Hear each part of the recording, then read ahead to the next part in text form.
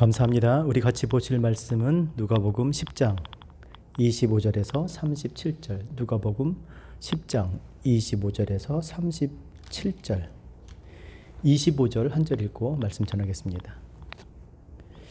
어떤 교사가 일어나 예수를 시험하여 이르되 선생님, 내가 무엇을 하여야 영생을 얻으리까? 아멘. 오늘 본 말씀 읽었듯이 선한 사마리아, 자비를 베푼 사람 이렇게 써 있는데, 자비를 베푼 선한 사마리아의 사람의 이야기입니다. 아마 여러분이 몇 번 또 아니면 많이 들으셨을 겁니다. 어떻게 들으셨습니까? 어려운 사람, 어려운 이웃들 도와줘라, 뭐 이렇게 들으셨을 겁니다. 그러나 그렇게 단순한 메시지가 아니에요. 오늘 함께 저와 이 말씀을 나누면서 이 말씀을 통해서 진정한 의미를 깨닫게 되는 저와 여러분 되셨으면 좋겠습니다. 다시 한번 25절 읽고 설교하겠습니다. 어떤 율법 교사가 일어나 예수를 시험하여 이르되 선생님, 내가 무엇을 하여야 영생을 얻으리까? 그랬습니다. 선생님, 내가 뭘 해야 영원한 생명을 얻겠습니까? 라고 그렇게 말했는데, 이것을 주님을 시험하여 이르되 그랬습니다. 주님을 시험하기 위해서 물었다는 겁니다. 여러분, 이게 자기가 무엇을 해야 영생을 얻느냐고 물은 것은 시험이 아니에요. 그런데 뭐가 시험이냐면, 영생을 얻기 위해서 무엇을 해야 하는지 주님 그거 아세요? 이런 뜻입니다. 영생을 얻기 위해서 뭘 해야 되는지 주님이 좀 제대로 알고 계시냐고 지금 물어보는 거예요. 왜 이렇게 율법 교사가 물어봤냐면, 우리가 지난주에 말씀을 보았듯이 70명의 제자들이 복음을 전하고 들어왔을 때 주님께서 제자들에게 이렇게 말씀하셨죠. 귀신들이 너에게 항복한 것을 기뻐하지 말고 너희 이름이 하늘에 기록된 것을 기뻐하라, 그렇게 말씀하셨어요. 그러니까 율법 교사들이 70인의 이름이 하늘에 기록되었다, 다시 말해서 그들이 영생을 얻었다는 것에 대해서 동의를 하지 못한다는 거예요. 왜냐하면 그들이 영생을 얻는 것에 대한 그들의 생각이 있었던 것이죠. 또 주님께서 말씀하셨잖아요. 천지의 주제이신 아버지, 이것을 지혜롭고 슬기 있는 자들에게 숨기시고 어린아이들에게 나타내심을 감사합니다. 이것이 하나님의 뜻입니다. 라고 얘기했을 때, 지혜롭고 슬기로운 자들에게 숨기시고 자기들한테는 숨기고 어린아이들한테는 나타냈다는 거예요. 그러니까 그것도 동의하지 못하는 것이죠. 그리스도의 말대로 그 가르침을 따라 순종하는 자들에게 나타내고 자신들에게 나타내지 못했다는 것, 이것을 받아들이지 못한 것입니다. 그래서 저들이 주님이 하신 이 말을 듣고 도대체 주님께서 영생을 얻으려면 무엇을 해야 하는지, 그것을 과연 알고 있을까? 성경에서 뭐라고 했는지 주님이 그걸 알고 계시는가? 라고 주님께 물어본 거죠. 여러분, 주님께서 성경에 영생을 얻으려면 어떻게 해야 하는지를 모르셨겠습니까? 근데 그들이 알고 있는, 성경을 통해서 알고 있는 그들의 영생에 대한 지식과 주님께서 지금 말한 것과는 너무나 다르다라는 것이죠. 여러분, 성경에서 뭐라고 얘기했습니까? 어떻게 해야 영생을 얻는다고 생각했습니까? 저들이 성경에서 알게 된 영원한 삶은 무엇입니까? 신명기 6장 1절 2절, 이는 곧 너희의 하나님 여호와께서 너희에게 가르치라고 명하신 명령과 규례와 법도라. 너희가 건너가서 차지할 땅에서 행할 것이니 곧 너와 내 아들과 내 손자들이 평생에 내 하나님 여호와를 경외하며 내가 너에게 명한 그 모든 규례와 명령을 지키게 하기 위한 것이며 또 내 나를 장구하게 하기 위한 것이라. 야, 내가 모든 규례와 명령과 그것들을 주었는데 그것을 지키면 내 날이 장수할 거야, 장구할 거야, 오래 살 거야, 이렇게 아는 거예요. 그러니까 오래 살으려면, 더욱이 영생을 얻으려면 하나님께서 말씀하신 모든 규례와 명령을 지켜야 된다고 생각을 한 거예요. 그런데 어떻게 복음을 전하고 온 그 70인에게 그들의 이름이 하늘나라에 기록됐다고 하고, 당신의 가르침에 순종하는 자들에게, 어린아이 같은 자들에게 그 영생을 나타냈다고 하니까 그거를 받아들이지 못한 거예요. 도대체 주님께서 성경을 어떻게 알고 계시길래 그런 말씀을 하셨을까? 주님, 성경에서 뭐라고 그 영생에 대해서 기록된 아세요? 이렇게 물어본 거죠. 그래서 26절에 주님께서 뭐라고 대답하십니까? 그래서 이렇게 말씀하신 거죠. 26절 같이 읽겠습니다. 시작. 예수께서 이르시되 율법에 무엇이라 기록되었으며 내가 어떻게 읽었느냐? 야, 율법에 뭐라고 기록되었니? 거기에 네가 어떻게 읽었니? 그러자 27절에 그가 정말 정확하게 대답합니다.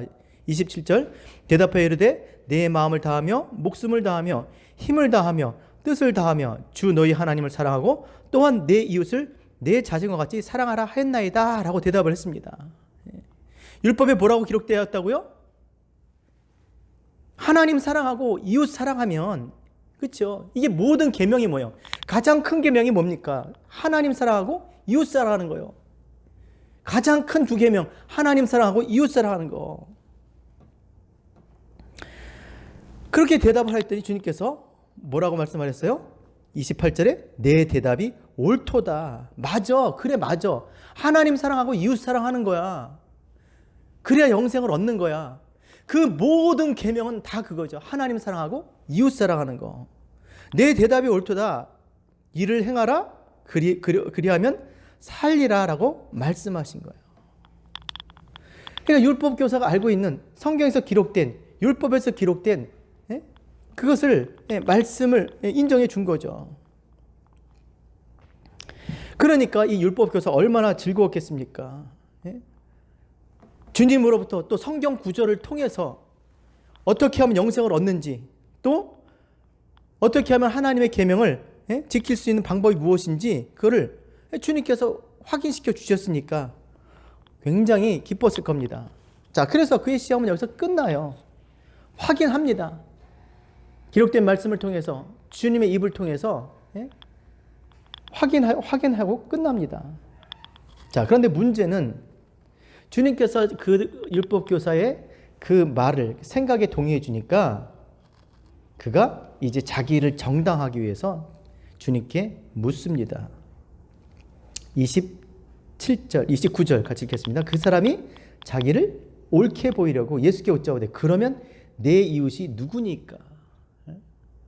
난 하나님 사랑해요. 이웃도 사랑해요. 하면서 자신의 그 정당함을, 자신의 옳은 것을 나타내기 위해서 그러면 내 이웃이 누굽니까? 라고 이렇게 물어본 거예요. 여러분, 이웃이 누구겠습니까? 당시 이웃이라고 하면요, 가까운 사람, 가까이 있는 사람을 이웃이라고 그러죠. 그러니까 이 율법 교사가 그럼 이렇게 얘기한, 영생을 얻기 위해 제가 사랑할 수 있는 가장 가까운 사람이 누굽니까? 이렇게 물어본 거예요. 하나님 사랑하고 이웃 사랑하는 게 영생인데 하나님은 사랑하지만 이웃은 가장 가까운 사람이 누굽니까? 물어본 거예요. 내가 영생을 얻기 위해서 사랑해야 될 가장 가까이 있는 사람은 누구냐고 물어본 거예요. 영생을 얻기 위해서 누구를 이웃으로 사랑해야 합니까? 이렇게 물어본 거죠. 그러면 지난번처럼 주님께서 야, 그럼 네가 성경에서 뭐라고 했고 너는 어떻게 읽었느냐? 이렇게 지난번처럼 말씀해 주셔야 됨에도 불구하고 그렇게 말씀하지 않으셨어요. 왜냐하면요, 그가 알고 있는 이웃과 주님이 가르쳐 주신 이웃이 다르기 때문에 그래요. 그래서 그의 입으로 옳은 대답을 할 수가 없기 때문에 주님께서 그렇게 묻지 않으셨습니다.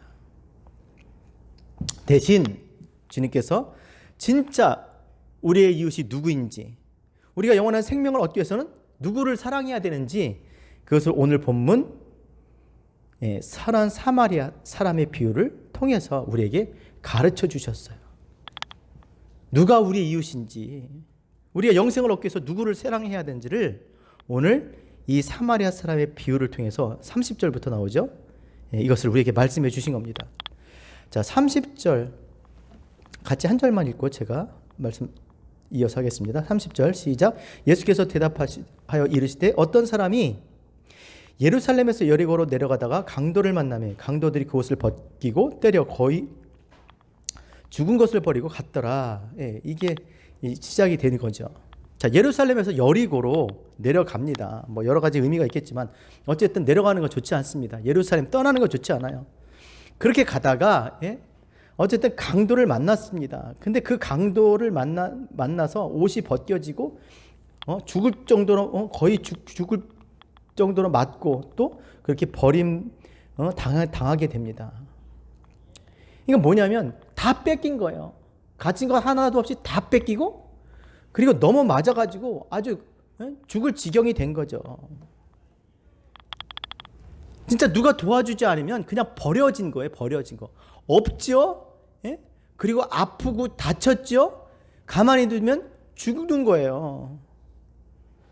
그런데 거기에 31절에 보니까 마침 제사장이 그 길로 내려가다 그를 보고 어떻게 피하여 지나가고 32절에 또 이와 같이 한 레위인도 그곳에 이르러 그를 보고 피하여 지나가되 다 피하여 지나간 거예요. 왜 피했겠습니까? 제사장 레위잖아요. 그들은 어떤 사람입니까? 거룩한 사람이에요. 그들은 부정해지면 안 되는 거죠. 왜냐하면 그가 거룩한 하나님의 제사를 하나님의 백성과 하나님 사이에서 중재하는 그런 사람들이기 때문에 자신을 지켜야 되는 거죠. 그래서 이해는 갑니다. 그래서 피하고 지나가 버립니다. 그런데 33절에 누가 나옵니까? 어떤 사마리아 사람은 여행을 하는 중 33절 거기 이르러 그를 보고 불쌍히 여겨 가까이 가서 기름과 포도주를 그 상처에 붓고 싸매고 자기 짐승에 태워 주막으로 데리고 가서 돌보아 주니라. 그 이튿날 그가 주막 주인에게 데나리온 2를 내어주며 이르되 이 사람을 돌보아 주라. 비용이 더 들면 내가 돌아올 때 갚으리라 하였으니. 그랬습니다. 제사장과 레위 사람과 달리 이 사마리아 사람, 여행 중에 있던 사마리아 사람은 그를 불쌍하게 여겨서 그를 상처를 싸매주고 그리고 짐승에 태워서 주막에 가서 돌봐주고 주인에게까지 부탁하면서 돈까지 주고 모자라면 갔다 와서 돌아올 때 갚아주겠다고 하고 그를 잘 돌봐주라고 이야기했습니다. 이게 비유가 이게 다예요. 그러면서 이제 이 비유를 하신 이유가 있죠. 36절 같이 읽겠습니다. 시작. 내 생각에는 이 세 사람 중에 누가 강도 만난 자의 이웃이 되겠느냐 그랬습니다. 누가 제사장이냐 레위 사람이냐 아니면 사마리아 사람 누가 이웃이냐는 거예요. 여러분 이웃은 가까이 있는 사람이 이웃이 아니에요. 오늘 이 본문 말씀처럼 이웃은요 살 수 있도록 자비를 베풀 불쌍히 여겨 도와주고 지금 이렇게 주막에 데려간 준 사람 그리고 끝까지 돌봐주는 사람 새 삶을 살 수 있도록 도와주는 사람 이것이 진정한 이웃인 거죠. 자기가 사랑할 수 있는 가까운 사람이 이웃이 아니라 자신을 돌봐주었기 때문에 자기를 살려줬기 때문에 사랑할 수밖에 없는 사람인 거죠. 그래서 내 생각에는 이 세 사람 중에 누가 강도 만난 자에 거의 다 죽게 된 자를 누가 이웃이 되겠느냐. 그랬더니 그가 뭐라고 이야기합니까? 30절 자비를 베푼 자니이다. 예수께 이르시되 가서 너도 이와 같이 하라 하셨습니다. 하나님을 사랑하죠. 근데 우리 이웃 그러면 가까이 있는 사람을 생각해요. 아니에요. 여기 분명 말씀드렸지만 불쌍히 여겨 자비를 베푼 사람이에요. 돌봐주고 생명을 주고 희망을 주고 살린 사람 그 이웃이 그렇다면 누가 너희의 이웃이 되겠냐는 겁니다. 누가 이웃이겠습니까? 누가 우리에게 자비를 베풀어 주셨어요? 누가 우리에게 생명을 주시고 누가 우리의 상처를 싸매주고 우리 대신 맞고 피를 흘리고 죽으시고 우리를 살리셨습니까? 그렇죠. 예수 그리스도시죠. 이 율법 교사가 정말 너도 같이 이와 같이 하라 했을 때 그렇게 했을까요? 그가 주의 말씀에 순종했을까요? 아니요. 이 율법 교사는 자기가 강도당한 자라고 그렇게 생각하지 않았습니다. 그래서 누가 자기에게 자비를 베풀고 누가 자기를 돌봐주고 새 생명을 주고 새 희망을 줄 그 이웃이 누구인지를 알지 못했어요. 여러분 그러나 우리는 압니다. 이 세상 사람이면요, 우리가 이 땅에 살고 있다면 다 강도 당한 자예요. 그래서 그게 누구든지 상관없이 이 강도 당해서 모든 것을 다 빼앗기고 거의 이미 죽어가는 그런 존재라는 겁니다. 때문에 우리가 그것을 자각한다면 정말 우리 이 영죽을 인생을 정말 우리를 살려주실, 다시 살게 할, 그 돌봐줄, 새 생명을 줄 하나님 안에서 그렇게 살 수 있도록 해줄 이웃이 필요한 거예요. 그 이웃이 누구겠어요? 예수 그리스도인 줄 믿습니다. 때문에 영생은요, 하나님을 사랑하고 내 이웃을 내 몸과 같이 사랑하라. 내 이웃은요, 가까이 있는 사람이 아닙니다. 이웃은요, 우리로 하여금 죽을 수밖에 없는 인생들, 이 땅에서 버려져 죽을 수밖에 없는 인생들을 하나님께 가까이 갈 수 있도록 새 생명을 주고 돌봐주고 도와줄, 그가 우리의 이웃입니다. 예수 그리스도가 우리의 이웃인 줄 믿습니다. 그러니까 영생은 결국 하나님 사랑하고 예수 사랑하는 거예요. 그렇게 주님을 사랑하고 하나님을 사랑하는 저와 여러분 되셨으면 좋겠습니다. 우리에게는 이 이웃이 절대적으로 필요해요. 제사장도 돌아갑니다. 레위 사람도 피해서 돌아갑니다. 사마리아 사람은요, 주님이 그렇게 당신을 사마리아 사람으로 이렇게 나타내신 것이죠. 하나님께서는 정말 자비를 베풀어 다 죽을 수밖에 없는 인생을 살리시기 위해서 그리스도를 이 땅에 보내주셨고, 그리스도는 정말 우리 이웃이 되셔서 십자가에서 자기 자신을 버리시기까지 하며 우리를 돌봐주시고 그리고 살리신 줄 믿습니다. 뿐만 아니라 홀로 두지 아니하시고 이 공동체 교회로 인도해 주시고 또 이곳에서 새로운 삶의 희망을 주시고 우리로 하여금 하나님의 백성, 하나님의 나라 되게 하신 줄 믿습니다. 내 이웃을 내 몸과 같이 사랑하라 말씀하신 것처럼 우리가 정말 그리스도를 이웃으로 그렇게 사랑하게 되는 저와 여러분 되셨으면 좋겠습니다. 오늘 이 본문 말씀은 그래서 가난한 자들의 이웃이 되라는 게 아닙니다. 주님을 우리의 이웃으로 그렇게 사랑해야 한다는 것이죠. 누가 이웃이라고요? 자비를 베풀어 준 사람, 영원한 생명 얻게 한 사람, 죽을 수밖에 없는 인생을 살려주신 분, 그가 바로 이웃인 거예요. 그 이웃을 내 몸과 같이, 우리의 이웃인 주님을 내 몸과 같이 사랑하는 저와 여러분 되셨으면 좋겠습니다. 그러니까 주님을 내 몸과 같이 사랑하라. 참 아이러니하죠. 그래서 머리 대신 그리스도께서 우리를 그의 몸으로 부르셨어요. 몸으로. 그러니까 내 몸 사랑하는 거, 그리스도의 몸 사랑하는 거, 나 사랑하는 거요. 그리스도를 사랑하는 게 나 사랑하는 거예요. 하나님 사랑하는 게 나 사랑하는 거예요. 나 사랑하면 죽지만 하나님을 사랑하고 그리스도를 사랑할 때 우리가 그리스도의 몸이 되어서 우리에게 영원한 삶을 살게 하실 줄로 믿습니다. 오늘 본문의 메시지가 그거예요. 진짜 이웃은 우리 주님을 사랑하라는 것이죠. 그래서 우리가 영생을 얻고자 한다면 하나님을 사랑하고 우리의 이웃 대신 주님을 사랑하는 저와 여러분 되셨으면 좋겠습니다. 오늘도 우리를 십자가에서 우리 이웃으로 우리에게 영원한 생명을 주시기 위해서 우리에게 행하셨던 그 주님이 하신 일, 그 사랑을 생각하면서 마음을 겸손히 하고 그 앞에 주님 앞에 사랑을 고백하며 주님을 사랑하며 사는 저와 여러분 우리 모두 되시길 주의 이름으로 부탁드립니다. 그렇게 살게 되길 원합니다. 기도하겠습니다. 하나님 감사합니다. 오늘 살아있는 말씀 주셔서 감사합니다. 다시 한번 우리의 이웃이 누구인지 비로소 깨닫게 하여 주셔서 감사합니다. 그냥 가난하고 우리 가까이 있는 사람이 이웃이 아니라 정말 우리가 강도당하고 죽을 수밖에 없는 인생, 영죽을 인생을 새 삶을 주시고 또 이렇게 우리가 하나님의 그리스도의 몸된 교회로 살게 해주신 그 주님을 사랑하며 살아갈 수 있도록 주님 인도하여 주시옵소서. 오늘도 우리의 구원이 정말 예수 그리스도를 향한 우리의 사랑으로부터 시작되게 하여 주시고 하나님의 사랑으로 인해서 우리의 구원이 완성되어질 수 있도록 주님 인도하여 주시옵소서. 하나님과 예수 그리스도를 사랑하며 살 수 있도록 주님 저희를 도와주시옵소서. 예수님의 이름으로 기도합니다. 아멘.